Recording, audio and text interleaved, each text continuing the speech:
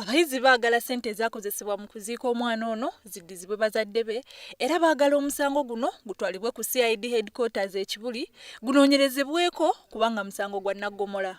Eteekemu obwangu mu kunoonyereza. Tusaba abakulembeze ba univasite okusobola okuyambako poliisi mu kunoonyereza. Naye era twagala okugamba nti mu kunoonyereza tetusuubira nti kitwale omwaka gwonna. Tubawadde salesale wa nnaku 2 era ku bbalaza tujja kuba tuli wano. Kye tujja okuba tuzza okukola kwe kufuna ripooti eyo. Aspect of mob justice in Makerere is not allowed. For us as students of ethics and human rights, everyone has a right to life, inherent right to life.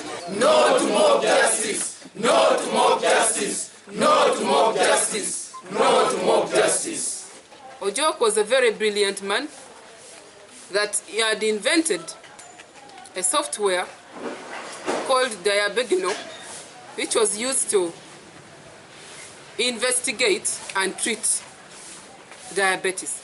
Abe Lilian ngono yakulira akakiiko k'abayizi agamba nti newankubadde omuyizi ono teyabadde nandagamuntu, yaliko omuyizi mu ttendekero lino mu mwaka gwa 2012 era nga yali mugezi nnyo nga yasoma amasomo ga computer science. Abayizi bangi bavumiridde ekikolwa kino. Omuyizi ono David Ojok yattibwa ku lunaku lwa sande nga 12 April omwaka guno ku ssaawa 4 ez'ekiro mu Nkrumah Hall nga kigambibwa nti yali agenze kubanja munne ssente ze. Kigambibwa nti yakubibwa akulira abayizi mu nnyumba eno eya Nkrumah ne banne okutuusa okumutta. No to mob justice! No to mob justice!